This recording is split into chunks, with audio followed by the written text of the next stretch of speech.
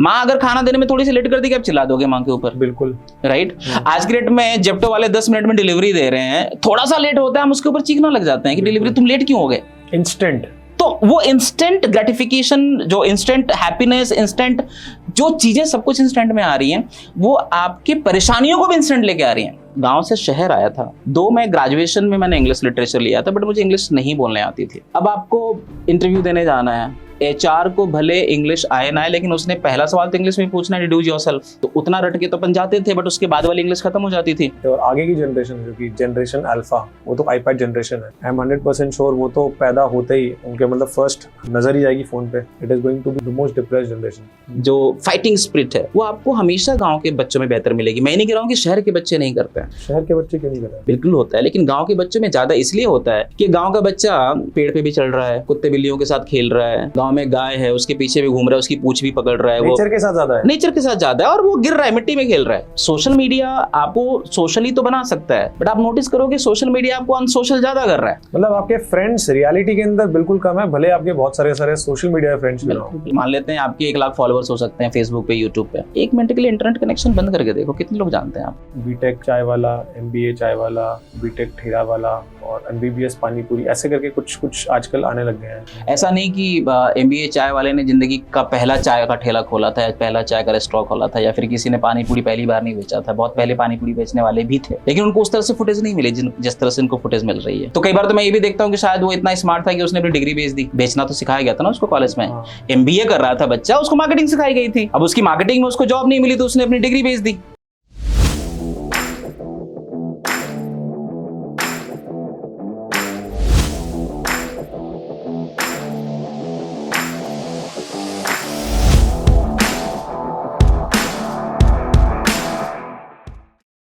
तो आज हमारे पास उपस्थित हैं Praveen Rajbhar. He is the founder of one of the revolutionary platforms of online education which is skilling you. Skilling you के फाउंडर एंड सीईओ है। इनका एक ही सिंगल विजन है, भारत को एक तरीके से जोड़ेंगे using the power of youth. ये टियर 2 एंड टियर 3 सिटीज के अंदर हर एक लेवल पे लिटरली भारत के स्टूडेंट्स को, भारत की युवा को पढ़ाना सिखा रहे हैं through their application which is a ground breaking application, जहां पे आपको लाइफ स्किल से रिलेटेड हर एक लेवल का स्किल सेट सीखने को मिलेगा। और ये स्किल सेट आपको इनके application which is called the skilling you करके है, जो आपको प्ले स्टोर में मिल जाएगा, उसके माध्यम के थ्रू ये करवाते हैं। इसके अलावा ये और एक बहुत ही अमेजिंग ट्रेनर खुद भी है, मोटिवेशनल स्पीकर भी है, और इनके जोश टॉक्स पे भी आप देख सकते हैं, टॉक्स काफी आ चुके हैं। Is also a 2 times Josh talk speaker and soon to be one of the leading influencers in the field of edutech. He is going to be one of the greatest names. तो welcome to the podcast Praveen भाई। Thank you so much, Solomon. So happy to listen उपस्थित वाला word because I have delivered many talks, but ये वाला word अभी तक किसी ने इस्तेमाल नहीं किया था। So thank you so much. I really loved the Hindi वाला उपस्थित because maximum जगह पे हिंदी का मेरा अपना प्यार है, because वो जो अंदर की फील है ना हिंदी में निकल के आती है। तो I'm so happy to be here and ये पॉडकास्ट भी हिंदी में रहेगा। हाँ बिल्कुल बिल्कुल। And thank you so much for the lovely introduction. कई बार होता है कि जब आपके सामने बहुत सारी तारीफ हो रही होती है ना, तो एक ऐसा मोमेंट होता है कि उस टाइम पे बंदा क्या करे समझ में नहीं आता है। तो मेरे लिए भी वही था कि इतनी सारी तारीफ के बीच में आप क्या करोगे, तो मैं बस चुपचाप कैमरे में देख रहा था। तो thank you so much, I am so happy to be here. तो स्पीकिंग ऑफ हिंदी, एक छोटी सी कहावत के साथ ही स्टार्ट करता हूँ। उर्दू प्यार की भाषा है, हिंदी व्यवहार की भाषा है और इंग्लिश व्यापार की भाषा है, लेकिन कनेक्ट सारे के सारे हिंदी के साथ ही करते हैं। तो हम चाहते हैं कि ये वाला पूरा पॉडकास्ट भी हम हिंदी में करें। और क्योंकि प्रवीण भाई खुद एक बहुत अच्छे ही सज्जन और कवि, मतलब कवि किस्म के इंसान है, इनके अंदर से बहुत सारी कविताएं भी निकलेंगी। How are you feeling today and what gets you here? Feeling बिल्कुल शानदार है। मतलब मैंने तो जब कोई पूछता है कि कैसे हो, तो मैं कहता हूँ कि शानदार है। तो केवल लोग बोलते भी कि यार हमेशा शानदार ही कैसे रहते, तो मैं बोलता हूँ मैंने याद कर रखा है इसको यार। देखो मौसम चाहे जैसा हो, मूड चाहे जैसा हो, तुम्हें शानदार ही बोलना है। सो आई एम फीलिंग शानदार today and obviously the amazing here. And यहाँ पर आना obviously it is always great to share what you are doing. It is always great to share your learnings with the people, because जिस जनता के लिए हम लोग काम कर रहे हैं वहां पे बहुत कुछ जरूरत है, खासकर प्रैक्टिकल एक्सपीरियंस की। So thank you so much that I am here and I am getting a chance to spread my learnings to the society where I like to come from. तो ये इंग्लिश इतना ज्यादा, चलो ठीक है English भाषा से ही स्टार्ट करते हैं, बिकॉज इंग्लिश इतना ज्यादा, इसको इतना ज्यादा हाइप क्यों बना के रखा है? क्यों ये हिंदी को इतना ज्यादा सेलिब्रेट नहीं कराया जा रहा है, लेकिन इंग्लिश को ज्यादा सेलिब्रेट करा जा रहा है, इंग्लिश को ज्यादा माना जा रहा है। मैं agree नहीं, करता हूं मुझे नहीं लग रहा कि हम सेलिब्रेट कर रहे हैं इंग्लिश को। देखो, मुझे नहीं पता बाकी लोगों का क्या एंगल है, बट अगर मैं इंग्लिश की बात करूं तो जिस क्षेत्र के लोगों के लिए मैं काम करता हूं, भारत के जिस हिस्से के लिए मैं काम करता हूं, वहां के लिए इंग्लिश लैंग्वेज नहीं है, वहां के लिए स्किल्स है। इंग्लिश केवल आपको लैंग्वेज की स्ट्रेंथ नहीं देता है। जब आपको इंग्लिश आती है तो आपके कॉन्फिडेंस में भी वृद्धि हो जाती है। बिल्कुल, जैसे मान लेते हैं अब मैं अपनी बात करता हूं, जब मैं गांव से शहर आया था, मैं ग्रेजुएशन में मैंने इंग्लिश लिटरेचर लिया था, बट मुझे इंग्लिश नहीं बोलने आती थी। अब आपको इंटरव्यू देने जाना है, एचआर को भले इंग्लिश आए ना आए, लेकिन उसने पहला सवाल तो इंग्लिश में पूछना है, इंट्रोड्यूस योरसेल्फ, तो उतना रट के तो अपन जाते थे, बट उसके बाद वाली इंग्लिश खत्म हो जाती थी। सो अगर आपको इंग्लिश थोड़ी बहुत आती है, या फिर आपको बहुत सारे ऐसे मोमेंट्स होते हैं, और भाषा है ये, राइट, बात इंग्लिश की नहीं है, बात किसी दूसरी भाषा की नहीं है, बात लैंग्वेज है। जब भी आप किसी भी लैंग्वेज को जानते हैं तो वो आपकी रीच को बढ़ा देती है, और वैसे भी यूज से व्यापार की भाषा है। तो अगर आपको इंग्लिश आती है तो बहुत सारा काम बहुत आसान हो जाता है, जॉब आसान हो जाती है। बीपीओ में आराम से 15 से 20 हज़ार रुपए की नौकरी कर लेते हो, और मैं जिस क्षेत्र के लिए काम करता हूँ वहाँ पे 15-20 हज़ार रुपए, 22 हज़ार रुपए की सैलरी स्टार्ट में अपने आप में एक सेलिब्रेशन है। तो इसलिए हम लोग इंग्लिश को सेलिब्रेट करते हैं, और या फिर यूं कह सकते हैं इंग्लिश प्रमोट करते हैं कि हाँ, गांव का बच्चा इंग्लिश सीखे और एटलीस्ट रोजगार के लायक बन जाए। आप आपने स्किलिंग यू क्यों स्टार्ट किया? आपका इसके पीछे का मकसद क्या था? देखिए, पहली बात तो बिजनेस का हर एक मकसद ये होता है कि आप you make money, but skilling you की जो जर्नी है वो मेरे खुद के स्ट्रगल के साथ शुरू हुई। जब मैं गांव से शहर में आया, राइट, तो मैं हमेशा बोलता हूँ, कई मंचों में मैंने बात बोली हुई है कि जब आप शहर में आते हो तो आपको करीब करीब 3 से 4 साल लग जाता है मेट्रो शहर की चीज़ों को समझने में। क्योंकि मैं गांव का बच्चा था, मैं वो हिंदी बच्चा था जो र स श में जिसको तकलीफ होती थी। बहुत सारे लोग पूछते थे कि तुम बिहार के हो, मैं पूछता था कि नहीं, मैं यूपी का हूँ, तो बात बराबर ही है। क्यों, कैसे समझा? तो तुम र को, स को, श ये सब चीज़ों में होती है। तो वो पेन जो है ना, जो मेरा पेन था, वो बस मेरा पेन नहीं है, 70%। आपने बहुत सिंपल तरीके से बता दिया पेन के बारे में। हम समझना चाहते थे कि आपको शहर में 4 साल में क्या सीखने को मिला, जो कि आपको, जिसने आपका पेन को इतना ज्यादा पेनफुल कर दिया कि आपने स्किलिंग यू स्टार्ट कर डाला। तो वो कंपैटिबिलिटी का खेल है सर। आप गांव से निकल के आते हो एक बड़े सपने के साथ कि आपको शहर में कुछ पैसा कमाना, पैसा कमा के आपको गांव में भेजना है, गांव में आपको मिट्टी का मकान है, उसको ईंट का मकान बनाना है। ये तो बहुत thought process, right, linear thought process. नहीं, तो मैं वही बता रहा हूँ कि उसमें क्या है कि जब गांव का बच्चा शहर में आता है ना, तो उसके ड्रेसिंग सेंस के साथ चैलेंज रहता है, उसके कॉन्फिडेंस के साथ चैलेंज रहता है। बहुत सारे बच्चों को रिज्यूमे बनाना नहीं आता है, वो ग्रेजुएट बट रिज्यूमे नहीं बना सकता, और रिज्यूमे बना भी लेता है तो साइबर कैफे से बनवाता है। साइबर कैफे में जहाँ रिज्यूमे बनवाता है, उससे पहले जिसने बनाया था उसका नाम वंदना कुमारी थी, उसके पिता का नाम जैसे मुकेश कुमार था, इस लड़के का नाम जैसे कि पवन कुमार है। साइबर कैफे वाले ने इसका नाम तो चेंज कर दिया, लेकिन पिता का नाम चेंज करना भूल गया क्योंकि अब इसको आइडिया नहीं है, इसने बायोडाटा के नाम पे वो चीज नहीं देखी हुई है। तो वो सारा जो चैलेंज है, जो सारा प्रोसेस है गांव का प्रोसेस, आप इमेजिन करो रूल के एंगल से कि जब गांव का बच्चा शहर में आता है तो जब कॉन्फिडेंस ही नहीं है, एग्जांपल के तौर पे अगर मान लेते हैं, कॉन्फिडेंस क्यों नहीं है? कॉन्फिडेंस इसलिए कि कल्चर उस तरह का है वहाँ पे, पढ़ाई जो है वो थोड़ी सी पुरानी है, या फिर यूं कह सकते हैं कि जो एक्सपोजर है वो उस तरह का एक्सपोजर नहीं है। जब आप गांव से शहर में आते हैं तो आप, मेरे लिए क्या था कि जब मैं गांव से शहर में आया था तो मैंने साउथिक जैसी चीजें फिल्में में देखी थी। अच्छा। अब उस फिल्मों में जब चकाचौंध, जब जहाँ पे देख रहे हो आप टाई वाला बंदा देख रहे हो, और सच बताऊं तो जब मैं आया था तो टाई पहने हुए लोग मुझे डराते थे। क्यों टाई वाले क्यों? वो इसलिए कि मैंने टाई देखी नहीं थी गांव में, और इतने स्मार्ट टाइप के लोग, सूट वाले लोग नहीं देखे थे। अपन भैया गमछा लेके गांव में आए थे, अच्छा, राइट।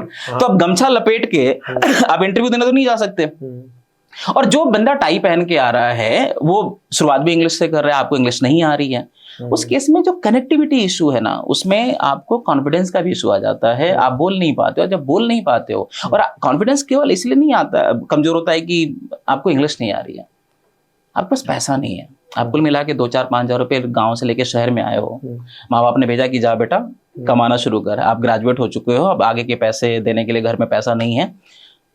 तो जब आपके पास पैसा भी नहीं है, आपके पास स्किल्स भी नहीं है, आपके पास इंग्लिश भी नहीं है, आपके पास जॉब भी नहीं है, तो कॉन्फिडेंस आएगा कहाँ से? Point taken. तो ये गांव के जो बच्चों के साथ, या मान के जो आपने खुद गांव का एक लाइफस्टाइल लीड करा है, आपने समझा है, गांव के अंदर वहाँ पे आपके जो मेन सोर्सेज ऑफ इनकम क्या होते हैं? मोस्टली एग्रीकल्चर है लोगों का, लेकिन हाँ अब तो खैर लोग बाकी शहर में जाके कमाने लग गए हैं, पहले भी था। मेरा क्वेश्चन ये है कि मतलब ये एग्रीकल्चर से रिलेटेड क्वेश्चन मैं इसलिए पूछ रहा हूँ बिकॉज सारे के सारे जो एग्रीकल्चरिस्ट हैं वो सारे के सारे एग्रीकल्चर को छोड़ के शहर में आ रहे हैं फॉर जॉब्स।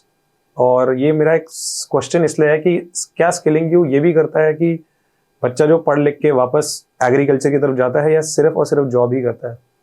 क्या इसका विजन यही है क्या? देखो हम लोग जब भी स्किलिंग के विजन की बात करते हैं तो आई ऑलवेज मेंशन कि हम लोग लोगों को एम्प्लॉयबल बना रहे हैं और साथ में बिजनेस रेडी बना रहे हैं। Business ready, right.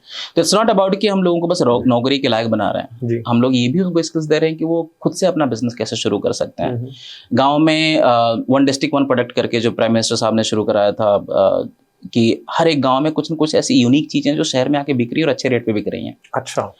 अब सवाल ये है कि गांव के लोगों को बेचना नहीं आता है, किसानों को नहीं समझ में आता है कि इसको सोशल मीडिया पे कैसे बेचें, अमेजोन पे कैसे बेचें।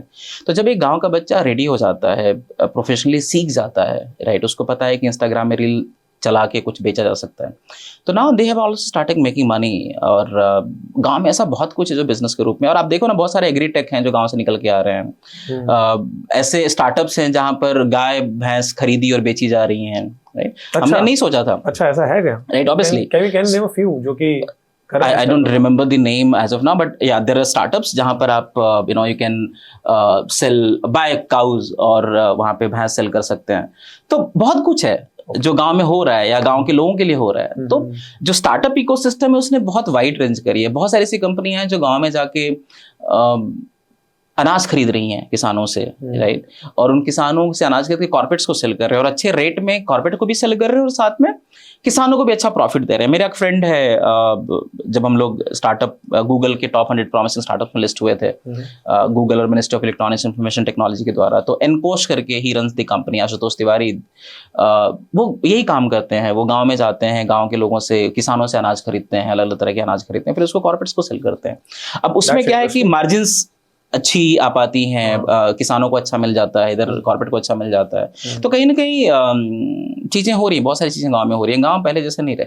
नहीं, that's very interesting because जहाँ पे काफी लोग नहीं फोकस करें, आप वहाँ पे फोकस करें। बिकॉज नॉर्मली जितने भी स्टार्टअप्स को देखा है वो सारे के सारे अर्बन को फोकस करते हैं, Tier 1 सिटीज को फोकस करते हैं, लेकिन आप सीधे वहाँ पे फोकस करते हो जहाँ पे किसी की नजर जाती नहीं है। और आपने उनको बहुत ही स्ट्रॉन्ग पेन एरिया को आपने पकड़ा, विच इज स्टूडेंट्स।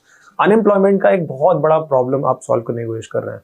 ये देखो, मैं इसको यूं कहूँ थोड़ा सा और इमोशनल प्लान करके कि मैं अपनी जड़ों को सींच रहा हूँ। मैं जहाँ से निकला हूँ, मेरी कोशिश हमेशा से है कि वहाँ पर क्या दूँ। जब मैं गांव के बच्चों के साथ काम करता हूँ, गांव के लोगों के साथ इवेंट करता हूँ, तो मुझे उनमें मैं खुद दिख पाता हूँ। आप कौन सा इवेंट करते हैं गाँव में? बहुत सारे इवेंट्स है, जैसे अभी हमारा एक प्रोडक्ट बहुत अच्छा है, यंग भारत ओलंपियाड। वो क्या करते हैं? Young Bharat Olympiad में what we are doing, this is very interesting thing that we are organizing quiz competitions for the rural India. Okay. तो गांव के बच्चों को कौन से अलग अलग प्रतियोगिताओं के थ्रू, जैसे जीके, जीएस, मैथ्स, इस तरह से हम लोग अपने एप्लीकेशन पे क्विज कॉम्पिटिशन्स लॉन्च करते हैं। और क्विज कंपटीशन लॉन्च करने के बाद जो भी टॉपर्स आते हैं उनको अलग तरह के कैश अवार्ड्स और अलग तरह के गुडीज एंड गिफ्ट्स देते हैं। बेहतर बात ये इसमें रहती है कि अगर आप पार्टिसिपेट करते हैं, भले आप टॉपर्स में नहीं आए, बट अगर आप पार्टिसिपेट करते हैं तो भी आपको 12,000 रुपए से लेके 20,000 रुपए तक के कोर्सेज फ्री में दिए जाते हैं। तो द आइडिया इज दैट कि जो शहर का बच्चा जो चीजें पा रहा है वो गांव के बच्चों को मिल सके और एटलीस्ट उनको पता तो चले, एक कॉम्पिटिटिव एनवायरनमेंट क्रिएट किया जाए। और खास करके जब ये बच्चे विनर्स होते हैं तो हम लोग जो अवार्ड सेलिब्रेशन करते हैं या फिर जो जब इनको सर्टिफिकेट दिया जाता है तो हम लोग हमेशा किसी न किसी प्रोमिनेंट पर्सनालिटी को बुलाते हैं। जैसे पिछली बार हम लोग भदोही में ले गए थे जो कैप्टन योगेंद्र सिंह यादव, परमवीर चक्र अवार्डी, जो करगिल वॉर हीरो माने जाते हैं, उनके हाथों से जब अवार्ड मिला था बच्चों को, तो वो एक बहुत बड़ा मैसेज हो जाता है, बहुत बड़ा प्राइड का मैटर हो जाता है। डिस्ट्रिक्ट मजिस्ट्रेट जो IAS ऑफिसर्स होते हैं उनके हाथों से जब किसी बच्चे को अवार्ड मिलता है, सर्टिफिकेट मिलता है, तो लाइफ टाइम एक्सपीरियंस उनके लिए हो जाता है। तो हम लोग तो मतलब जब हम लोग छोटे थे तो पुलिस के हाथों से भी कुछ नहीं मिलता था, डर लगता था पुलिस को देख के। आप सोचो कोई छोटा बच्चा DM के हाथ से सर्टिफिकेट ले रहा है, वो जिंदगी भर चेरिश करेगा इस मोमेंट को। बिल्कुल। तो अभी तक हम लोग करीब करीब 1.5 लाख तक बच्चों तक पहुंच चुके हैं। और अभी रिसेंटली हमारा एक इवेंट ऑफलाइन these events, या एंड अभी हम लोग सिटीज में कर रहे हैं। वैसे अभी हमने भदोही, गाजीपुर, बनारस, जौनपुर और यहाँ पे दिल्ली में भी हमने किया है, गाजियाबाद के इलाकों में हमने, बिजनौर में किया है। इनफैक्ट बिजनौर में हमारा दूसरा ओलंपियाड चल रहा है जहाँ पर मोर देन 70,000 बच्चों ने रजिस्टर किया हुआ है। Very interesting. मतलब इतने सारे रजिस्ट्रेशन होते हैं? Yes, yes, and just to share with you, in next 1 year we are going to cover more than 15 lakh students. 15 lakh or 50 lakhs? 15, 15. Okay, that's So very the idea is कि गाँव तक कैसे कुछ भी पहुंचाया जाए, और बहुत जरूरत है वहाँ पे, सच बताएं तो। और यही चीजें मोटिवेट करती हैं, और टैलेंट बहुत कूट-कूट के भरा हुआ है गाँव में। ओके, कुछ आप बता सकते हैं क्या है वहाँ पे कुछ इंटरेस्टिंग जो कि आपने यहाँ के शहर के बच्चों में नहीं देखा? What exactly is the difference वहाँ के बच्चे वर्सेस यहाँ के बच्चे? देखिए, जरूरतें इंसान को हमेशा क्रिएटिव बना देती हैं। ओके, आवश्यकता आविष्कार की जननी है, ये सभी लोग जानते हैं, पढ़ते हैं। Exactly.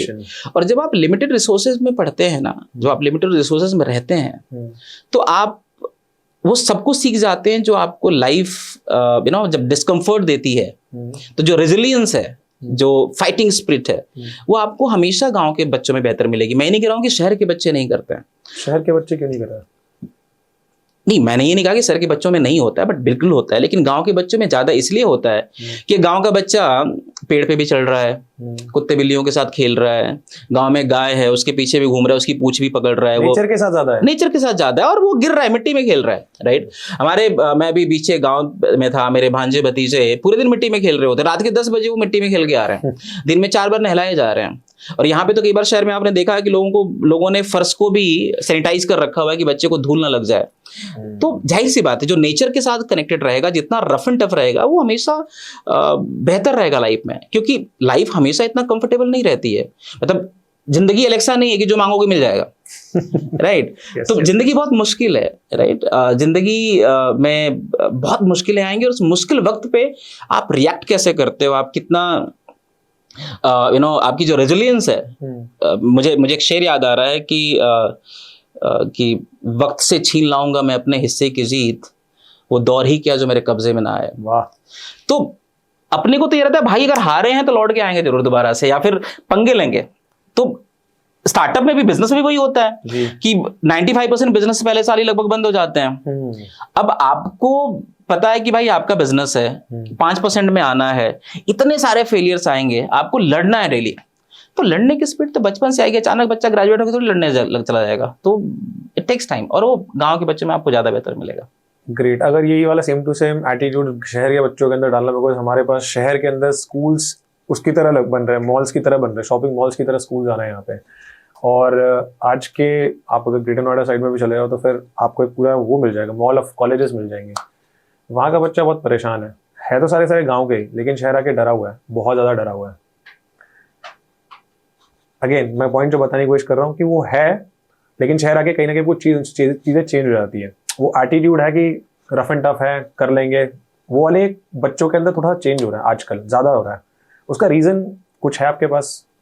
देखो, जाहिर सी बात है, अब अचानक एक एनवायरनमेंट से निकाल के किसी को दूसरे एनवायरनमेंट में डाल दोगे तो डिस्कम्फर्ट तो आएगा। बट आइडिया ये है कि उन बच्चों के लिए क्या मैसेज है कि मतलब, क्योंकि आप नए शहर में आते हो, बिकॉज वो थोड़े से अंडर कॉन्फिडेंट चले जाते हो, और आप भी कॉन्फिडेंस के ऊपर ही काम कर रहे हो, आप बच्चों के कॉन्फिडेंस को अपलिफ्ट कर रहे हो through your mission called scaling you and young Bharat olympiad के थ्रू। लेकिन अगेन काफी बड़े और एक बहुत बड़ा स्पेक्ट्रम बता रहा हूँ, कॉलेज स्टूडेंट्स वो भी कहीं ना कहीं पे आपको सुन रहे हैं, वो चाहेंगे कि ऐसा क्या मिले उनसे कि उनके अंदर वो डिटर्मिनेशन स्ट्रांग रहे। देखो, सिंपल है, अगर आप मुझे देख रहे हो, सुन रहे हो, तो डरो मत। एंड जिस पर्पस के लिए तुम आए हो ना, मुझे आज भी कई बार लगता है कि मैं दिल्ली रहने नहीं आया हूँ, मैं गांव से वो लड़का हूँ जिसको माँ बाप ने कमाने के लिए दिल्ली भेजा था, जिसके पास एक मिशन है, राइट। और जब आपको अपना मिशन याद रहता है तो फिर आपको छोटी मोटी चीजें तो रोक नहीं पाती हैं। और आपके पास बड़ा रीजन है यहाँ पे रहने के लिए, यहाँ पे फाइट करने के लिए, यहाँ पर आगे बढ़ने के लिए। और कमाल की बात तुम ये देखो यार, जो शहर में बच्चा जो आपसे बेहतर रिसोर्सेज में पला बढ़ा है, वो भी आपके बीच में पढ़ रहा है, और आप एक छोटे रिसोर्सेज से निकल के यहाँ तक उसके बराबर बैठ रहे हैं। इससे बड़ा मोटिवेशन और क्या हो सकता है। तो तुम तो ऑलरेडी तुमने बहुत सारी चीजें क्रॉस कर रखी हैं, लड़ाई तो यहाँ से शुरू होने वाली है। मुझे बहुत बार मजा आता है, मतलब मैंने बहुत चीज़ों पे प्लेटफॉर्म पे मेंशन भी किया हुआ है कि मैं high school 3rd division pass हूँ, 12वीं भी बहुत अच्छे स्कोर्स नहीं थे, ग्रेजुएशन 50% नहीं था लगभग। लेकिन जब मैं किसी कॉलेज में, किसी स्टार्टअप के मंच पे जाता हूँ बोलने के लिए और अपने आसपास IIT IIMs के लोगों को देखता हूँ, अपने आसपास प्रोफेसर्स को देखता हूँ, तो अंदर एक फील तो आती है कि प्रवीण कुछ तो करा है, बैठे तो तुम कुछ इन लोगों तो के हुआ साथ हो, तो मतलब हम तो भैया भुड़कुड़ा से निकल के आए हैं, पूर्वांचल यूनिवर्सिटी गांव से पढ़ के निकल के आए हैं, तो इनके बीच में बैठ रहे हो तो आप भी तो, वो फिर आपको और मोटिवेशन देता है। और मजा तो तभी आता है ना जब कहानी में कुछ। तो अगेन ये वाला जो स्टोरी है ना, ये मेरे पेरेंट्स का भी है, वो भी गांव से आते हैं, और डायलॉग हमेशा ये होता है कि गांव से आते हैं 20 रुपए का नोट लेके और देखो आज हम कहाँ से कहाँ पे पहुंच गए। ये एक नैरेटिव है और सबको मजा आता है नैरेटिव रखने में। अब बेचारा शहर का जो बच्चा है, जो शहर में पला बड़ा, उसके पास कोई नैरेटिव नहीं होता कि वो ऑलरेडी एक अच्छे से कंफर्ट जोन में पला बड़ा है। अब मैंने आपको बोला, पूछा था फॉर स्टूडेंट्स जो वहां से आए यहाँ पर अंडर कॉन्फिडेंट। अब यहाँ पे है शहर के बच्चे जो यहाँ पे ही पहले पले बड़े हैं, यहीं के ही एजुकेशन लिया है, यहीं के कॉलेज में गए, वो भी अंडर कॉन्फिडेंट है, उनके भी एंजाइटी अटैक्स एक अलग लेवल पे जा रहे हैं, वो भी ड्रग अब्यूज के अंदर है, कहीं ना कहीं पे उनको भी एक वैलिडेशन या उनका भी एक कॉन्फिडेंस लो रखा है। उनके लिए क्या मैसेज है आपका? देखो, I think they should be really happy and उनको ग्रैटिट्यूड पे करना चाहिए कि ईश्वर ने उनको बहुत कुछ दिया है जो बहुत सारे लोगों के पास नहीं है। मैंने बहुत पहले एक बार दिवाली के टाइम पे एक पोस्ट में लिखा था कि अगर आपको ये जानना है कि आप कितने खुश हैं तो एक बार हॉस्पिटल विजिट करके आइए। बहुत सारे लोग पटाखे जला रहे हैं, किसी का पूरा घर जला हुआ है और हॉस्पिटल में ब्लड के लिए भाग रहा है। तो आप सोचो कि आपके बगल में एक बच्चा जो किसान का बेटा है, राइट, सुबह शाम काम करके यहाँ तक पहुँचा है, उसके पिताजी अनाज उगा रहे हैं और बेच के आप उसके बच्चे को आपके बीच में भेजा हुआ है, और आपके पास बहुत कुछ है। आपके पास बेहतर स्मार्टफोन है, आपके पास बेहतर वाईफाई कनेक्शंस हैं, आपके पास बेहतर कपड़े हैं, जूते हैं, राइट। ये सारी चीज़ें आपको और बेहतर बना सकती हैं, ना कि आपको डिप्रेशन में लेके आए। दूसरा सबसे बड़ा जो चैलेंज मुझे दिख रहा है कि बच्चों ने बहुत प्रेशर ले लिया है बहुत कुछ करने का। किस चीज़ का प्रेशर? सफल होने का प्रेशर है, और उस सफल होने के प्रेशर के बीच में एक चीज जो सबसे ज्यादा मिसिंग है वो है आइसोलेशन। आइसोलेशन? बिल्कुल। मुझे ऐसा लगता है कि जो दोस्तियां पहले हुआ करती थी लोगों के बीच में, अब वो स्मार्टफोन और सोशल मीडिया ने ले लिया है, राइट। आप किसी अजनबी से फेसबुक पे इनबॉक्स में जाके हेलो गुड मॉर्निंग बोलना तो पसंद करते हो, लेकिन अपने दोस्त के साथ, अपने माँ बाप जो घर में हैं उनके साथ पता नहीं लास्ट टाइम आपने गुड मॉर्निंग को बोला था, आपको नहीं पता है, राइट। तो आप एक अजनबी से बात तो कर रहे हो, उसके साथ बहुत वोकल हो, क्योंकि आप उसको शायद नहीं देख पा रहे हो। यानी घर में 4 लोग हैं लेकिन आप तलाश रहे हो एक अपना नेटवर्क कहीं और, जो कोई पता नहीं कहाँ बैठा हुआ, मेल फीमेल है, मतलब एंजल के प्रोफाइल पे पता नहीं कोई दूसरा बंदा बैठा हुआ, आपको ये भी आइडिया नहीं है। एंजल प्रिया, राइट, एंजल प्रिया, राइट। सो पता नहीं वो एंजल प्रिया है या प्रिया कुमार है, कुछ भी नहीं पता है। So that social media is also making you alone, and जब आपके साथ परेशानियां आती हैं, हम लोग के टाइम पे और अभी भी बहुत सारे ऐसे दोस्त हैं, जब थोड़ा डिप्रेस्ड होते हैं ना तो आपकी आवाज से पहचान लेते हैं, क्या हुआ, सब ठीक तो है। हाँ, वो थोड़ा मिसिंग। और एक लाइन मार देते हैं, अबे टेंशन मत ले सब हो जाएगा। वो जो एक लाइन है ना, बेसिकली वो लाइन जीवनदायिनी लाइन है। इतना ही होता है कि यार सब देख लिया जाएगा यार, छोड़ देंगे। हाँ, आज के रेट में लोगों के रिश्ते छोटे हो गए, राइट। ब्रेकअप बहुत आसानी से होता है। थोड़ा सा आपको करना क्या है, सोशल मीडिया पे हमने दोस्ती करी थी बहुत मेहनत करके, आपको ब्लॉक ही तो करना है रिश्ता तोड़ने के लिए, और ब्लॉक करने के लिए आपको एक बटन दबानी होती है। जबकि अगर आपने किसी के साथ सच में रिलेशनशिप बनाया होता, आपने सच में दोस्ती करी होती, तो दोस्ती से टूटती नहीं है। दोस्त आपके घर पे आता है, कहानी बात कर रहा है, ऐसा थोड़ी चलेगा। आंटी देखो बात नहीं कर रहा है, तो आंटी समझाती है, अरे बेटा सब चलता रहता है। तो जितने आप अकेले होंगे ना, सोशल मीडिया आपको सोशली तो बना सकता है, बट आप नोटिस करोगे सोशल मीडिया आपको अनसोशल ज्यादा कर रहा है। मतलब आपके फ्रेंड्स रियलिटी के अंदर बिल्कुल कम है, भले आपके बहुत सारे सोशल मीडिया फ्रेंड्स भी हो। बिल्कुल। आप एक मिनट सोचो ना कि मान लेते हैं आपके 1 लाख फॉलोअर्स हो सकते हैं फेसबुक पे, यूट्यूब पे, 1 मिनट के लिए इंटरनेट कनेक्शन बंद करके देखो कितने लोग जानते हैं आपको। That's very interesting. But last में आपको बुखार अगर हुआ है तो आपके सर पे हाथ रख के, अगर माँ आपके पास है तो वो बता सकती कि बेटा बुखार है तुझे, ले दवाई खा ले। सोशल मीडिया से कोई थोड़ी आगे भेजेगा। अगर आप टाटा 1M से दवाई भी ऑर्डर करोगे तो भी तो खाना तो खुद ही पड़ेगा ना, राइट। सो अल्टीमेटली कहीं ना कहीं पे इमोशनल लेवल पे हम बहुत डिस्कनेक्टेड है, हमारे इमोशंस बहुत बुरी तरीके, और ये स्ट्रेस में भी दिख रहा है। आप देखो ना, बहुत सारी रिपोर्ट्स जो बता रही हैं कि यूथ अभी आजकल इतने सुसाइड्स क्यों हो रहे हैं। यंग बच्चा सुसाइड कर लेता है यार। बिल्कुल। गांव में स्ट्रेस नाम का वर्ड होता ही नहीं था एक टाइम पहले, अब तो खैर वो लोग भी यूट्यूब देखने लग गए हैं। बट गांव के बच्चों को अगर गांव का बच्चा बोल दे कि मुझे स्ट्रेस, तो बाप 2 थप्पड़ मार के और स्ट्रेस बढ़ा दिया करता था। तो ये तो शहर के वर्ड्स आ गए, मतलब ये बहुत ग्लैमराइज वर्ड हो गया और अब बहुत लाइफ में आ गया लोगों को स्ट्रेस है, अलग तरह का स्ट्रेस है। गांव में स्ट्रेस लेने के लिए फुर्सत भी तो होना चाहिए। गांव से बच्चा आ रहा है, वो जाके ग्राउंड में खेल रहा है, थक रहा है, बॉडी को बकायदा मेहनत दे रहा है। यहाँ पर आप गांव से शहर से आ रहे हो या शहर में हो, स्कूल से आ रहे हो, अपना बैग आपने फेंका, आपने फोन उठाया, आप जाके अपने रूम में पैक्ड हो और वहां पे आप चैट कर रहे हो, राइट? डिस्कनेक्ट हो रहे हैं आप, डिस्कनेक्ट डिस्कनेक्ट। जो रियल कनेक्शंस है ना, देखो आर्टिफिशियल इंटेलिजेंस चाहे जितनी बड़ी हो जाए बट उसमें एक चीज जुड़ी हुई है, आर्टिफिशियल है, और आर्टिफिशियल कभी भी आपको रियल प्लेजर तो नहीं दे सकती। और दूसरी बात, जो आर्टिफिशियल है ना, आप दुनिया में चाहे जितना सुंदर मेकअप लगा के पूरे दिन घूम लो, रात में तो धोके ही सोना पड़ेगा आपको, पूरा उतर जाएगा। तो रियलिटी जितना रहेगी ना, और आर्टिफिशियल के लाइफ में अगर आप जितने रियल दोस्त बना के बैठे हो, जितना आपका रियल बॉन्डिंग आपके आसपास है, वो आपको ज्यादा पावरफुल बनाता है।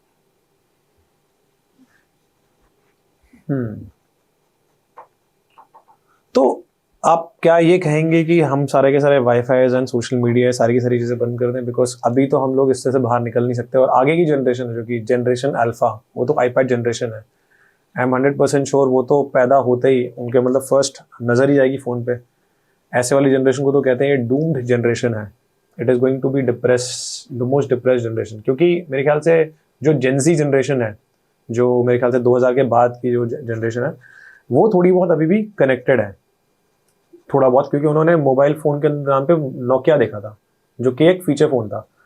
बट जो अभी आने वाली जनरेशन है वो सीधे टच फोन देख रही है और इतना ज़्यादा इवॉल्व फ़ोन देख रही है, में बॉट्स भी आ जाएंगे मतलब। बिल्कुल। तो इसके अंदर मतलब ये सारा का सारा आर्टिफिशियल होने वाला है। तो फिर रियल कनेक्शंस की आप बात कर रहे हो, मतलब ह्यूमनली इम्पॉसिबल लग रहा है। नहीं देखो, चीजें कोई भी अच्छी और बुरी नहीं होती हैं। चीजें अच्छी और बुरी तब होती हैं जब आप उसको लिमिट से ज्यादा यूज करना शुरू कर देते हो, राइट? अति सर्वर्त वर्जेत। Somebody told me कि आने वाले टाइम में रिहैबिलिटेशन सेंटर्स होंगे फॉर मोबाइल फोन अब्यूज। बिल्कुल होंगे।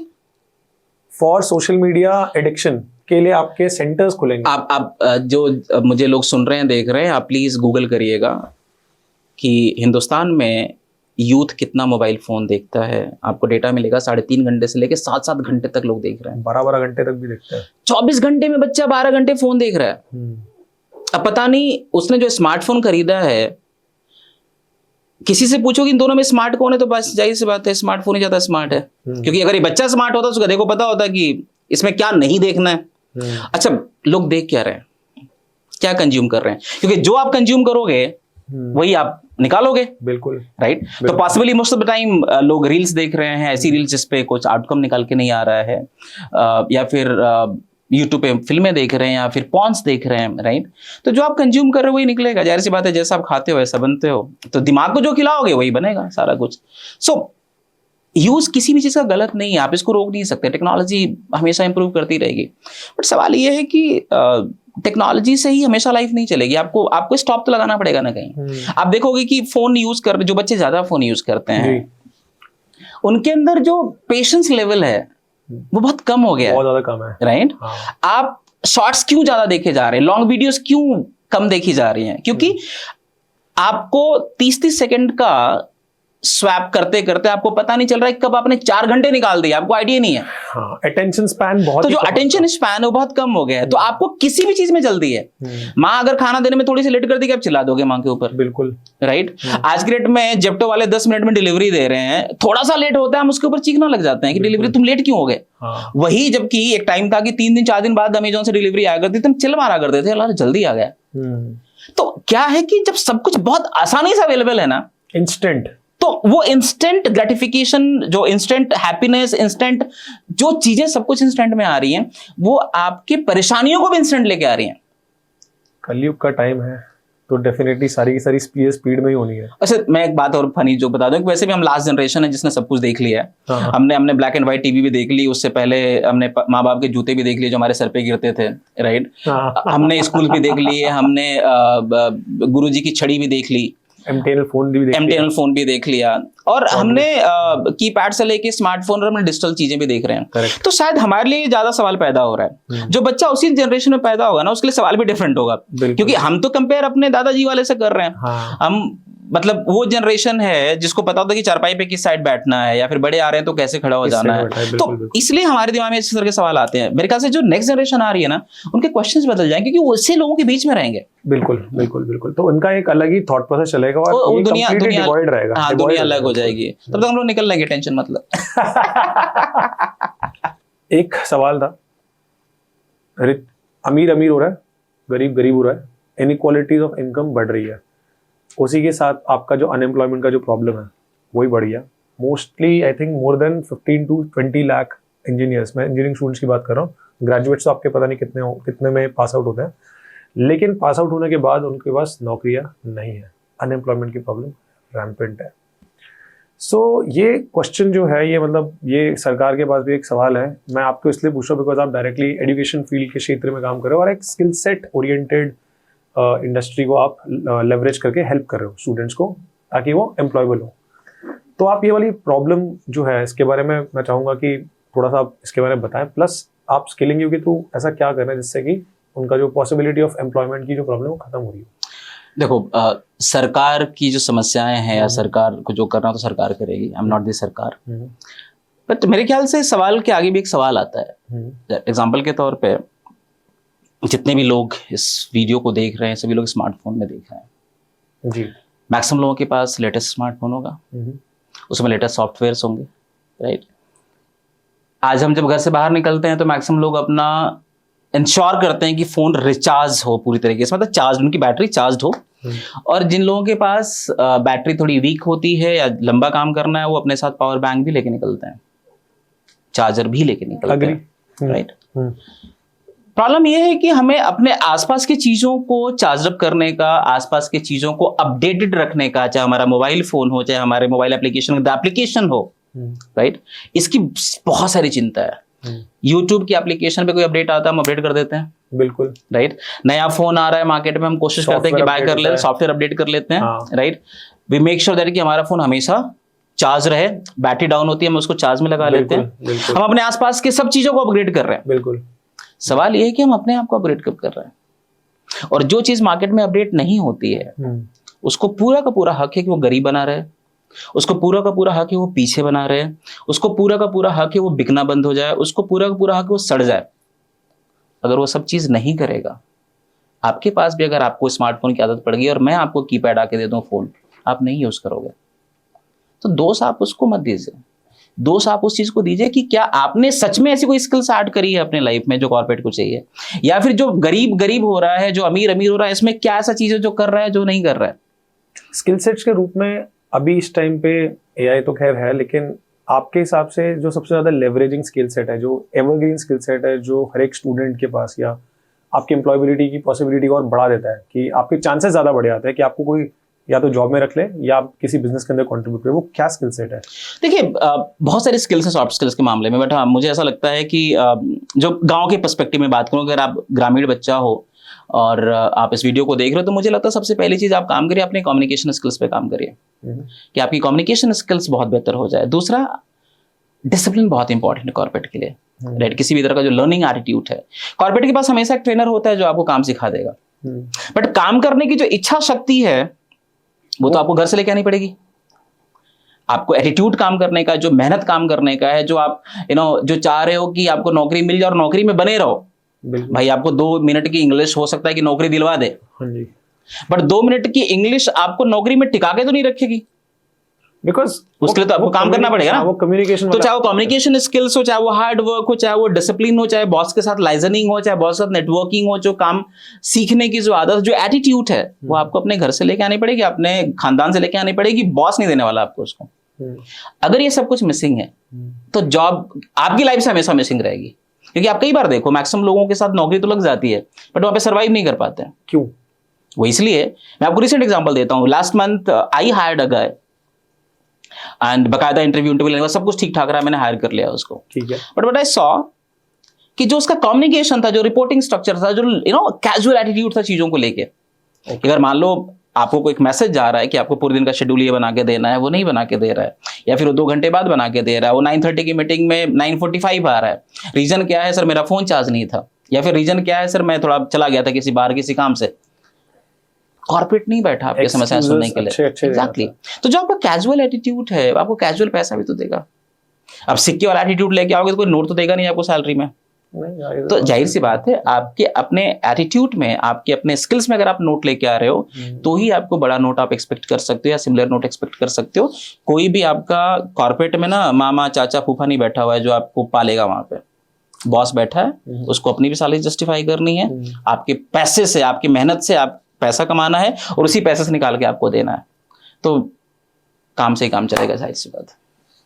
That's interesting. अच्छा, एक और चीज आपसे पूछना था, आजकल ये स्कूल्स एंड कॉलेजेस पास करने के बाद बीटेक चाय वाला, एमबीए चाय वाला, बीटेक ठेला वाला और एमबीबीएस पानीपुरी, ऐसे करके कुछ आजकल आने लग गए हैं। ये आजकल ट्रेंड में भी चल रहा है और सोशल मीडिया के अंदर भी इनको हाइप भी मिल रहा है। जैसे कि इनका जो ऑब्जेक्टिव है कि इतना ज़्यादा कूल मार्केटिंग कर देते हैं कि कहीं ना कहीं पे सोशल मीडिया के अंदर वायरल भी हो जाते हैं। बट क्वेश्चन ये है कि अगर उनको ठेला ही खोलना था तो इन्होंने एमबीए या बीटेक या ग्रेजुएशन क्यों करी, और वाया ठेला, मतलब इतना अच्छा डिग्री होता है, पैसे खर्च करने के बाद क्यों? देखो, पहली चीज तो you said it rightly, trend है ये, राइट। और ट्रेंड कैसे बनता है? जब किसी भी चीज को ज्यादा फुटेज मिलती तो ट्रेंड बन जाता है। ऐसा नहीं कि एमबीए चाय वाले ने जिंदगी का पहला चाय का ठेला खोला था, पहला चाय का रेस्टोरेंट खोला था, या फिर किसी ने पानी पूरी पहली बार नहीं बेचा था। बहुत पहले पानी पूरी बेचने वाले भी थे, बिल्कुल, लेकिन उनको उस तरह से फुटेज नहीं मिले जिस तरह से इनको फुटेज मिल रही है। तो कई बार तो मैं ये भी देखता हूँ कि शायद वो इतना स्मार्ट था कि उसने अपनी डिग्री बेच दी। बेचना तो सिखाया गया था ना उसको कॉलेज में। एमबीए कर रहा था बच्चा, उसको मार्केटिंग सिखाई गई थी। अब उसकी मार्केटिंग में उसको जॉब नहीं मिली तो उसने अपनी डिग्री बेच दी। Ultimately he is making money end of the day, right. दूसरी चीज कि मैं इसको तब सही और गलत मानता हूं कि अगर वो डिग्री लेने के बाद उसने एमबीए बिरयानी वाला खोल दिया, राइट, और अगर उसको स्टार्टअप बोल रहा है, हालांकि स्टार्टअप की अपनी परिभाषाएं हैं, लेकिन अगर उसको स्टार्टअप बोल रहा है और उसको स्केल अप नहीं कर पा रहा है और सस्टेन नहीं कर पा रहा है, उसमें और पैसा नहीं बना पा रहा है और लोगों को जॉब नहीं दे पा रहा है, फिर तो जाहिर सी बात है मैं मानता हूं कि बाकी ठेले वाला भी वैसे ही था। हाँ, उसको कई बार क्या होता है कि बहुत शॉर्ट टर्म के लिए मार्केटिंग मिल तो जाती है, बट क्या सच में सस्टेनेबल मार्केटिंग मिलती है उसको? लॉन्ग टर्म मार्केटिंग मिलती है? नहीं मिलती है, राइट। तो अगर वो उसको एक बड़े बिजनेस में कन्वर्ट करने में काबिल हो पाया, जैसे कि मोमोज वाले, जो वाव मोमोज की बात कर लेते हैं, अगर आप गूगल करेंगे वाव मोमोज के तो आपको हजारों की वैल्यूएशन मिलेगी। तो अगर आप वाव मोमोज बनाने की बात कर रहे हो फिर तो आपकी डिग्री, आपको कुछ उसने सिखाया हुआ है, राइट। बट अगर आपने एक सिंपल ठेला खोला हुआ है और उस ठेले को खोलने के बाद जो आपने एक ऐसी जगह पे खोला है जहां पर हो सकता है कि आपको इधर उधर से कुछ जुगाड़ करके पैसे खिला के कहीं आपको ठेला लगाना पड़ रहा है और वो भी नहीं आपको समझ में आया, तो जो बंदा पहले से चाय की दुकान खोल रहा है वो अनपढ़ है या फिर उसने नहीं पढ़ाई है, मजबूरी में खोला था और वो आपसे ज्यादा बेहतर बना रहा है, तो ऑब्वियसली वो बेहतर है। तो आई वुड से कि अगर आपने सच में सीरियसली डिग्री बनाई हुई है जी, और उस डिग्री ने आपको ठेला खोलने पे मजबूर किया या फिर आपको ट्रेंड ने खोलने पे मजबूर किया, and then if you are able to multiply it, you are able to give jobs to the thousands और हंड्रेड्स ऑफ पीपल, तब वो स्टार्टअप है, तब वो स्टार्टअप है। स्टार्टअप भी नहीं है, कम से कम वो आप एम्प्लॉयमेंट तो जनरेट कर रहे हो लोगों के लिए, आप बिजनेस तो बना रहे हो, इकोनॉमी तो क्रिएट कर रहे हो। Good, that's a very good way to look at. But again घूम फिर के एक और चीज जो आ रही है, एक तो है अनएम्प्लॉयमेंट और दूसरा है जो ऑलरेडी एम्प्लॉयड लोग हैं, उनको भी एक पार्ट टाइम बिजनेस करने का मन करता है। उनके अंदर भी एक इच्छा है कि हमको एक साइड इनकम कमाना है, और कहीं ना कहीं पे वो इतने सारे पॉडकास्ट उन्होंने भी कंज्यूम कर लिए, उनको भी लगता है कि उनको कुछ करेंगे, लेकिन वो करते नहीं है, ये कर नहीं पाते हैं। तो अगर कुछ करने का मन करे एज अ साइड इनकम और समथिंग लाइक दैट, उनके लिए क्या कर सकते हैं? मतलब वो कैसे स्टार्ट कर सकते हैं? यार, एक तो ना हम लोग खुद पॉडकास्ट में, बट भाई सच में पॉडकास्ट वालों ने बहुत रायता बोया हुआ है। मुझे लगता है कि अगला जो विश्व युद्ध होगा वो इन्फ्लुएंसर के चक्कर में होने वाला है क्योंकि इतनी जानकारियां आधी अधूरी और इनकम्प्लीट जानकारियां मिल रही हैं। कई बार आप सपने जगा तो देते हो, राइट, बट बंदा जागने के बाद क्या कर रहा है, राइट, वो इंपॉर्टेंट है। मुझे ऐसा लगता है कि लगभग हर हफ्ते 2-4 लोग ऐसे मिल जाते हैं जो कहते हैं कि मैं जॉब में हूँ, मेरे पास बहुत अच्छा आइडिया है, मैं कुछ शुरू करना चाहता हूँ, मैं क्या करूँ। अच्छा, एक बार बहुत पहले मेरे दोस्त ने बोला कि सुबह सुबह फोन किया, प्रवीण भाई एक बड़ा अच्छा आइडिया है, मैं क्या करूं। मैंने कहा जाके मंदिर में पहले मत्था टेक किया। क्या? मंदिर में आके मत्था टेक किया? वो ऐसे बोला कि सीरियसली? मैंने कहा वो क्यों? कि कम ईश्वर तुझे हिम्मत दें कि जो तेरे दिमाग में आइडिया आया है तो उसको उस पर सस्टेन करे, उस पर टिका रहे, और साथ में इसके बाद जो मुसीबतें आने वाली हैं उसको झेलने की तुम्हें शक्ति मिले, क्योंकि ये आइडिया तक मामला नहीं है, इसके बाद अगला जो युद्ध शुरू होता है वो इसके बाद शुरू होता है।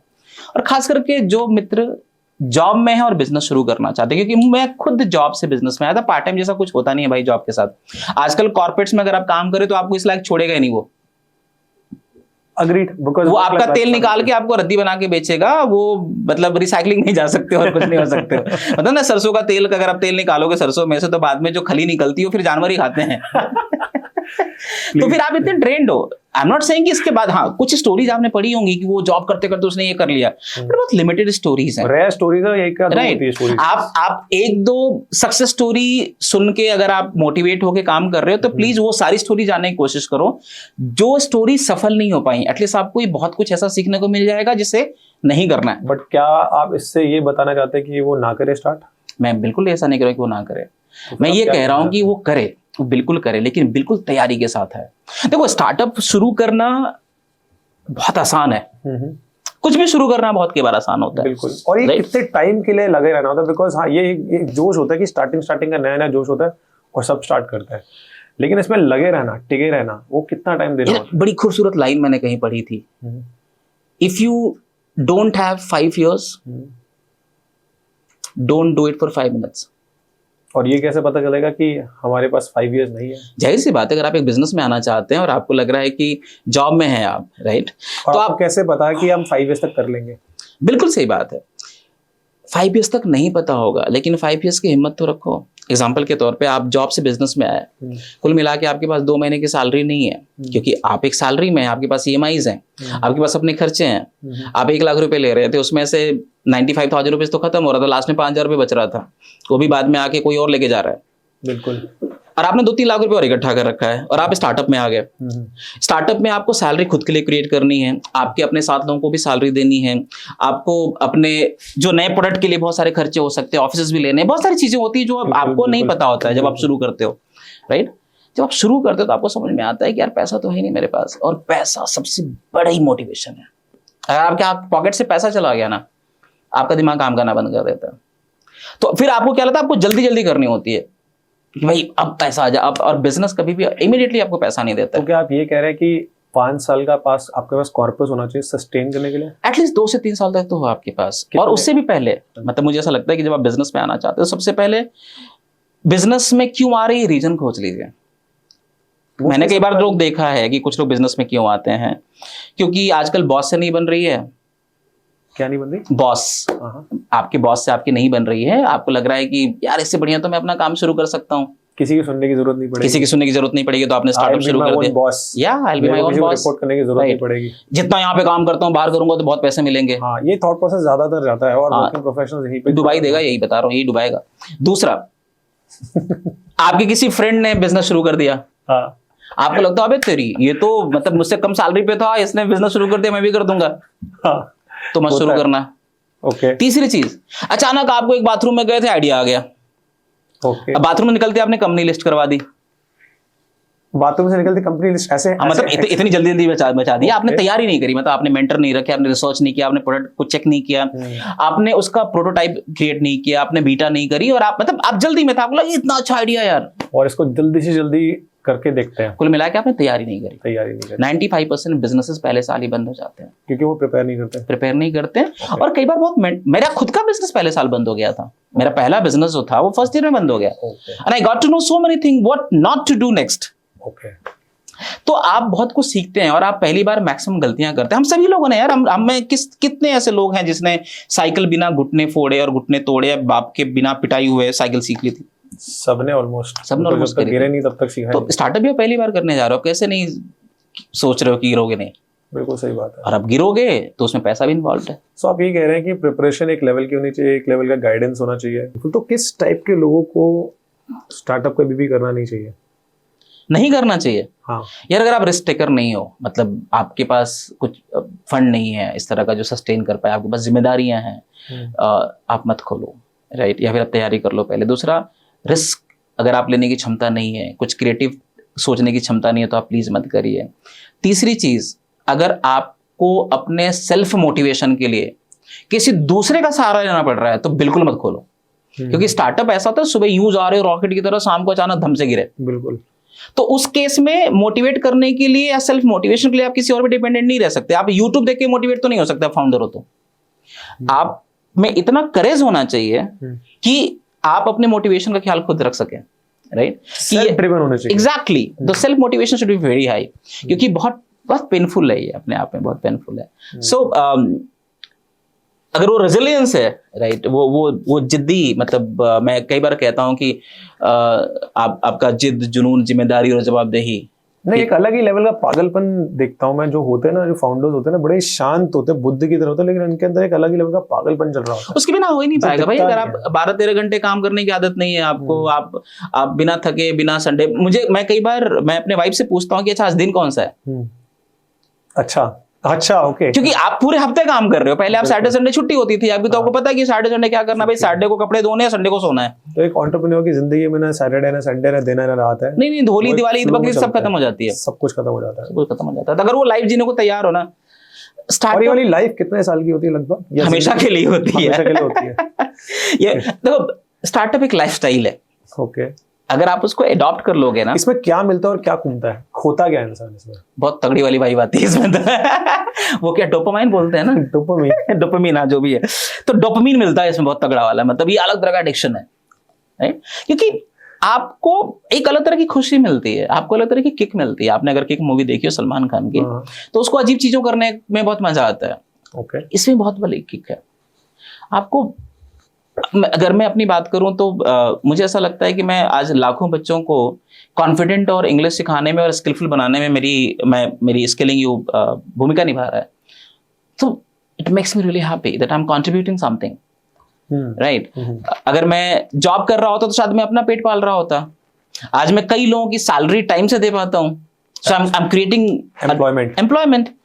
वो जो फील है वो आपको सच में हाई फील कराती है। स्टार्टअप्स और ऑर्गेनाइजेशंस को, इनफैक्ट मतलब जो बिजनेस ओनर्स हैं जिनके पास अपनी खुद की कंपनीज है, उनको कहा जाता है कि द बिगेस्ट एनजीओज, बिकॉज कहीं ना कहीं पे वो बहुत सारे लोगों की जिंदगी के अंदर उनका घर जो है वो चल रहा है। तो द ग्रेटेस्ट एनजीओ, अगर आप एंटरप्रेन्योर है तो फिर आप एक एक्चुअली एनजीओ ही चला रहे हैं, क्योंकि आप किसी और की जिंदगी के अंदर वो खुशियाँ लेकर आ रहे हैं जो कोई भी नहीं लेकर आ सकता। तो that's a very great thing. तो अगेन आपने बताया था कि एक तो डोपामिन मिलता है एंटरप्रेन्योरशिप के अंदर, खोना क्या पड़ता है? What is the cost at which one becomes, मतलब कॉस्ट क्या, मतलब कीमत क्या चुकानी पड़ती है एक एंटरप्रेन्योर बनने की? यार ये मुझे ऐसा लगता है कि कीमत आपसे पहले आपके घर वाले चुकाते हैं, क्योंकि आप उनके हिस्से का टाइम दे के स्टार्टअप में लगाते हो। ओके। आप अगर स्टार्टअप नहीं करते तो 6:30 घर आ जाते हैं। बिल्कुल सही बात। अगर आप स्टार्टअप कर रहे हो तो कई दिन बाहर भी रहते हो, आपको संडे नहीं दे पाते हो, आप सैटरडे नहीं दे पाते हो, आप होली, दिवाली, ईद, बकरीद को भी काम कर रहे होते हो। तो आप तो पे कर ही रहे हो, आपसे ज्यादा आपके घर वाले पे कर रहे हैं। उन्होंने एक बच्चा खो दिया है टिपिकली, अगर देखा जाए तो। दूसरा, जो आपके साथ काम कर रहे हैं ना, उनके घर वाले भी पेन में है, क्योंकि उसने स्टार्टअप चुना हुआ है। मैं बार बार कहता हूं कि स्टार्टअप में आप एम्प्लॉय हायर नहीं कर सकते, स्टार्टअप में आप केवल को फाउंडर हायर कर सकते हो। बिल्कुल सही बात है। क्योंकि स्टार्टअप में काम करना भी बहुत मुश्किल काम है भाई। तनख्वाह कई बार टाइम से नहीं आती है, कभी भी काम कराया जा सकता है, कोई रात दिन नहीं होता है। तो ये सारे जो लोग हैं ना, पागलों की गैंग होती है। उस पागलों की गैंग के पीछे समझदार लोग होते हैं। समझदार लोग हमेशा बोलेंगे भाई कहां फंस गया। तो यहाँ पर अब मेरा अगला सवाल आता है, द माइंडसेट, क्योंकि यहाँ पे एक माइंडसेट का एक मेजर चैलेंज है। 90% लोग जॉब वाले माइंडसेट में हैं, क्योंकि उनको 30 डेज के बाद है, और शायद मेरे को लगता है 5% होगा, ज़्यादातर 5 से 10% होगा जिनका एक थॉट प्रोसेस है जो पागलपन की हम बात करें। सबसे ज़्यादा स्किल सेट या एटीट्यूड के अंदर कौन से वाले माइंडसेट की डिमांड चलती है? यार सबसे पहला तो एटीट्यूड यही चाहिए कि मुझे भागना नहीं है, नेवर गिव अप एटीट्यूड है, राइट? अगर आपने स्टार्ट कर दिया है, मैं कई बार बोलता हूँ, मेरा सवाल थोड़ा सा आपने समझने की कोशिश करी है। यहाँ पे जॉब माइंडसेट ज्यादा चल रहा है, यहाँ पे एंटरप्रेन्योरशिप वाला माइंडसेट ज्यादा है। मेरा क्वेश्चन आपसे ये पूछना था कि माइंडसेट आजकल कंपनीज जो देख रही है वो कुछ टाइप का माइंडसेट देख रही है? मुझे लग रहा है कंपनियों ने भी चेंज कर दिया है। अच्छा। कंपनियां भी एंटरप्राइजिंग लोगों को ही खोज रही हैं। अच्छा। इफ यू रिमेंबर, अभी पिछले कुछ सालों में बड़ी बड़ी कंपनियों ने रिसेशन के टाइम पे, या फिर रिसेशन था या नहीं था मुझे नहीं पता, सभी ने मैक्सिमम जॉब कट्स करी हैं। क्यों? बिल्कुल, बहुत सारे रीजन, फंड तो एक रीजन हो सकता है, बट मुझे ऐसा लग रहा है कि जब नई कंपनियां हायर कर रहे हैं लोग, यानी मैं अगर किसी को हायर करता हूं तो मैं 9:30 और 6:30 वाला बंदा हायर नहीं करता हूं। मैं ऐसा बंदा हायर करता हूं जिसके दिमाग में 24 घंटे स्किलिंग यू चल रहा हो, या फिर जो एंटरप्राइजिंग स्किल्स हो, जो सोते जागते घूमते फिरते बिजनेस करने और बिजनेस सोचने और बिजनेस के बारे में जिसके दिमाग में चीजें चल रही हो। So this is what makes startup different thing. Example के तौर पे अगर मेरे पास एक स्टार्टअप है, मेरे पास 10 एम्प्लॉइज हैं या 10 लोग हैं मेरे पास, और किसी के पास 1000 लोग हैं और मैं सिमिलर प्रोडक्ट लेके आ रहा हूं, तो मैं पैसे से उससे कंपटीशन तो नहीं कर सकता। मैं कंपटीशन किसी से कर सकता हूं जी, मैं पागलपन से कर सकता हूं, क्रिएटिविटी से कर सकता हूं, एग्जीक्यूशन से कर सकता हूं, कि जब उसके लोग 6-6:30 बजे घर जा रहे हो, हमारे 6:30 बजे वासी लेके, मतलब या फिर एक बार फिर से वैसे करके फिर से कॉफी पी के काम पे लग रहे हो, काम पे, यस यस यस यस, वहां पर मैं फाइट कर सकता हूं। ओके। तो जो एटीट्यूड है ना, जो एंटरप्राइजिंग एटीट्यूड है, मतलब अकेले सब कुछ करने का, आप रजनीकांत बन जाते हो। आपको सुबह झाड़ू भी लगाना होता है, आपको तुरंत टाई पहन के कंप्यूटर के सामने बैठना होता है, भले नीचे हाफ पैंट हो, राइट। आपको अपनी टीम से बात भी करनी होती है, और आपको तब भी मोटिवेटेड रहना पड़ता है जब आपको पता है कि सब चीजें गड़बड़ चल रही हैं। सही बात है। मतलब ना स्टार्टअप के बार पता है ऐसा हो जाता है, जैसे नहीं आप बट वो डॉक्टर्स के बार बोलते हैं कि आपके घर में अगर कोई बीमार हो गया, राइट, तो डॉक्टर बोलते हैं कि इनके सामने हमेशा खुश रहने की कोशिश करिएगा। इनको सदमा नहीं पहुंचना चाहिए। हाँ, इनको सदमा नहीं पहुंचना, इसके सामने स्ट्रेसफुल ना दिखिएगा। अब आपकी हालत खराब है, आपको पैसे की व्यवस्था करनी है, आपका अपना कोई करीबी क्रिटिकली इल है, बिल्कुल, और तो दुखी क्यों नहीं होंगे, लेकिन आप जैसे उस रूम में जाते हैं मुस्कुराने लगते हैं। एक मुस्कुराहट और ये वाली जो एटीट्यूड है फाउंडर के लाइफ में हमेशा रहती है, चाहे लाइफ से इतनी भी अजीब चल रही हो, मुस्कुराता आपको हमेशा मुस्कुराते रहना, शानदार बोलते रहना, एक्साइटेड रहता पूरा टाइम। अरे बहुत सही कर रहा है। This is the lifestyle actually, this is how it works actually, and that's exactly the kick dopamine, because वो इतना ज्यादा मैनिफेस्टेशन पे भी काम करते हैं, जो कि एक अलग ही उनका निकल कर आता है उनके अंदर से। तो हमारे क्वेश्चंस है, थोड़े से रैपिड फायर टाइप के क्वेश्चंस होंगे, ठीक है? तो आपसे पूछना चाहेंगे, your favourite business book? My favourite business book, Who Moved My Cheese. I got to learn so many things from that book. Super. Entrepreneurial role model? यार विजय शेखर शर्मा बड़े पसंद करता हूँ मैं इनको। Okay. Biggest fear?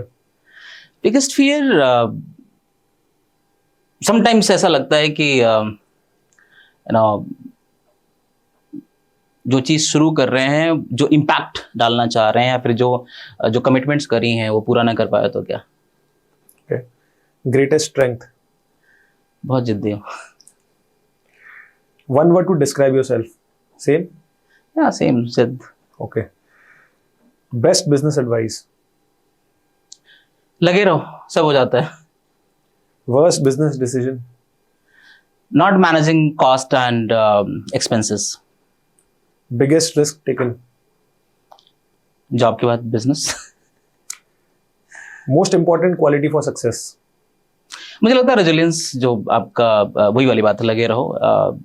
ये ऐसी चीज है जो आप अगर बस सोच लिया है कि करना है तो करना है, तो हो जाता है। Favourite startup story?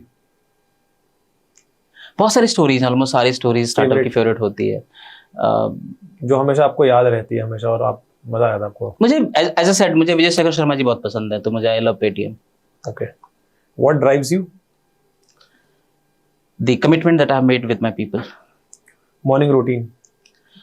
सुबह जागते ही सबसे पहले मेरी कोशिश रहती है कुछ तो 4 लोगों से बात कर लो। 4 से 5 लोग?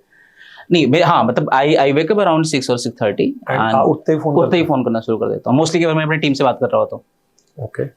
Favourite motivational quote? मुझे इसमें मेरी खुद की एक लाइन बड़ी पसंद है, जो स्टॉक में बड़ी वायरल हुई थी कि मैं मानता हूँ कि मेरी जीत भी मेरी तरह जिद्दी है, थोड़ी ठहर के आएगी। तो मैं वहां नहीं हारता जहां पर अधिकतर लोग हार जाते हैं। वाह। What keeps you up at night? Again, the dreams, the commitments, obviously the thing that we want to do. तो स्टार्टअप जैसे मैंने कहा ना, वो आपके 24 घंटे आपके दिमाग में चलता है। मुझे लगता है कि जब आप सो जाते हो तब भी खोपड़ी में चलता रहता है वही, कई बार सपने भी उसी के आते हैं। Biggest failure? नथिंग, आई थिंक मुझे लग रहा है कि हर चीज कुछ ना कुछ सिखा दिया है। मतलब पहला बिजनेस में सब कुछ डूबा तो दूसरे बिजनेस को सक्सेसफुल कर दिया उसने। So biggest failure was your first business failure? It was not the failure, it was more of like, क्योंकि होना ही था, राइट? तो फेलियर नहीं, अगर वो पहला फेल नहीं होता तो आज ही चल नहीं पाता। नहीं, वो मैं एग्री करता हूँ, लेकिन तब भी आपका one of the biggest failures was that only? या अभी तक तो वही कह सकते हैं। Lesson from a mentor. I just said लगे रहो। नहीं, आपका कोई मेंटर थे हाँ, मेरे मेंटर ऑब्वियसली आज भी मेरे बहुत सारे लोग हैं जो मुझे गाइड करते बताते रहते हैं। जो आपके काम आए, एक कोई लेसन फ्रॉम अ मेंटर जो कि आपको सही टाइम पे मिली and it change the game for you? It's more of like जो मेरे मेंटर्स ने सिखाया, जो मुझे बताया कि बिजनेस इमोशनली नहीं चलता है। अगर आप मार्केट में कुछ लेके आ रहे हो तो वो रेवेन्यू जनरेट करना चाहिए, वो लोगों की लाइफ में इम्पैक्ट करना चाहिए, अदरवाइज कोई आपको ऐसे ही पैसा नहीं देता है। तो दिल से मत सोचो केवल, क्योंकि जब आप कुछ दिल से सोचते हो तो कई बार वो चीज़ें नहीं बिक नहीं पाती, बनाती नहीं पाती। तो आपको मार्केट की कंपैटिबिलिटी के हिसाब से प्रोडक्ट सोचना पड़ता है और उसके लिए बहुत सारी वैल्यूएशन चाहिए। तो ऑब्वियसली बिजनेस वही है जो पैसा बना के दे। Got it. Okay. Hardest lesson learned. बहुत सारे हैं, बट मुझे ऐसा लगता है कि सबसे बड़ा लेसन जो मैंने सीखा है अपने लाइफ में वो ये है कि आपको खुद पे भरोसा करना चाहिए। कई बार बहुत सारे लोग आपके आसपास जो आपको लगता है कि अचानक काम आ जाएंगे, जो बिजनेस में अक्सर सारे स्टार्टअप्स को लगता है खुलने से पहले भैया ये कर देंगे, भैया वो ऑर्डर दिलवा देंगे, कोई कई बार काम नहीं आता है, सब आपको खुद ही करना पड़ता है। तो कम से कम इतना सेल्फ सस्टेनेबल बनिए या आत्मनिर्भर बनिए, सेल्फ रिलायंट बनिए कि अगर आपको शुरू कर रहे हैं तो खुद के दम पे स्टार्ट कर सकें पहले। Comes to the end of my a rapid fire round. So thank you. and thank you so much once again, Praveen ji, for coming over to the show, and it was great having you. Thank you so much. It was really nice speaking, or I tried my level best to share the knowledge that I have, the practical knowledge that I have. और अच्छा लगा। You are doing an amazing work. I think मुझे ऐसा लगता है, मैं बार बार कहता हूँ कि जो आपने सीखा है उसको कब्र में लेके मत जाइए, दे जाइए यहाँ पे, क्योंकि दूसरा जन्म होगा या नहीं होगा मुझे नहीं पता, दूसरा होगा तो पता नहीं किस रोल में आओगे। तो जो भी आपके पास इस टाइम है वो आपने समाज से लिया और समाज को दे जाइए। और ये सब चीज़ें जो हैं आपको ऐतिहासिक बनाएंगी, आपको बहुत सारे लोगों को हेल्प करेंगे सीखने और सिखाने में। और हम सभी लोग उधारी के जीवन में जी रहे हैं, चाहे हमारा वो दिमाग हो, चाहे हमारी सांसें हो, चाहे हमारे पानी हो, तो बांट के जाइए। So thank you so much having me here, because मुझे मौका मिला वो सब कुछ देने के लिए। So I am, it's great being here. Thank you. Likewise, thank you.